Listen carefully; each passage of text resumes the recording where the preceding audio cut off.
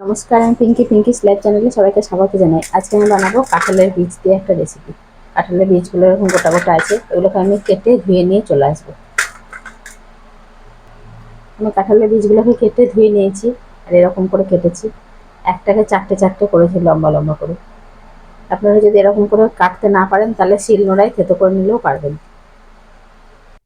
কাঁঠালের বীজটা রান্না করার জন্য আমি কড়াই বসিয়ে দিয়েছি, আর কড়াইয়ে দিয়ে দিয়েছি 1 টেবিল চামচ মতো তেল। সর্ষের তেল দিয়েছি। এই রান্নাটায় বেশি তেল লাগে না। তেলটা গরম হয়ে গেছে, এবার আমি কাঁঠালের বীজগুলো ছেড়ে দেবো।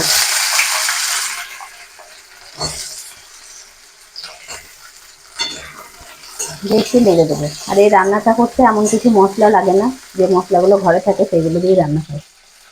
এবার আমি এর মধ্যে দিয়ে দেবো অল্প সামান্য হলুদ,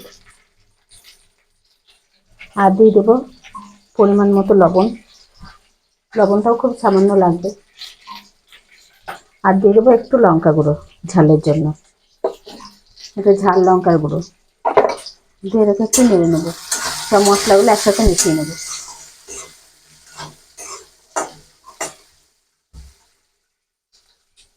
সব মশলাগুলোকে কাঁঠালের বীজের সাথে ভালোভাবে মিশিয়ে দিয়েছি, আর এটাতে আমি জল ব্যবহার করবো না এই রান্নাটায়।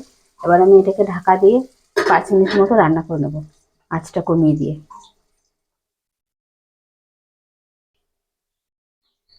4 মিনিট মতো হয়ে গেছে, এবার আমি ঢাকাটা খুলে রেখে নেবো। সবগুলো ভালোভাবে লাল করে ভাজা হয়ে গেছে, আর দেখবো এগুলো সেদ্ধ হয়েছে নাকি। সেদ্ধও হয়ে গেছে, খুব সুন্দর এই যে কেটে যাচ্ছে। এবার এগুলোকে আমি নামিয়ে নেবো। এর থেকে আর বেশি লাল করবো না। দেখুন তেলটাও সব টানেনি, তেলটাও থেকে গেছে। গ্যাসটা বন্ধ করে দিয়েছি, এবার আমি এগুলোকে নামিয়ে নেবো। আর তেলটা তুলবো না, তেলটা বাদ দিয়ে আমি এগুলোকে তুলে নেবো। এইভাবে কাঁঠালের বীজগুলোকে রান্না করে খেয়ে দেখবেন, খুব সুন্দর লাগে। ফেলে দিবেন, আর কোনোদিন ফেলবেন না এইভাবে খেলে পরে। একবার এইভাবে কাঁঠালের বীজগুলো রান্না করে খেয়ে দেখবেন, আর কোনোদিন ফেলবেন না।